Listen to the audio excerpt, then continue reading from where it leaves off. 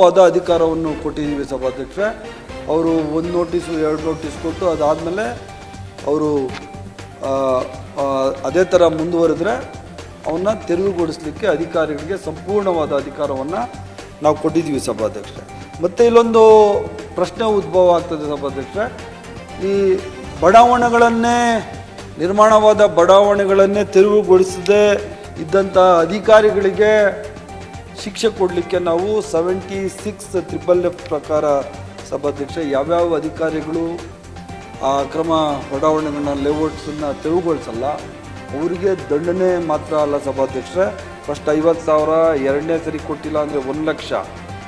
ಅದಾದ ನಂತರ ಕರ್ನಾಟಕ ಸರ್ಕಾರ ನಿಯಮದ ಪ್ರಕಾರ ಅವ್ರ ಮೇಲೆ ಸಸ್ಪೆಂಡ್ ಮಾಡುವಂಥದ್ದು, ಡಿಸ್ಮಿಸ್ ಮಾಡುವಂಥ ಅಧಿಕಾರ ಸಹ ಸರ್ಕಾರಕ್ಕಿದೆ ಸಭಾಧ್ಯಕ್ಷರೇ. ಆದ್ದರಿಂದ ಫಸ್ಟು ಆ ಜಮೀನು ಮಾಲೀಕರಿಗೆ ನೋಟಿಸ್ ಕೊಡುವಂಥ ಅಧಿಕಾರಿಗಳಿಗೆ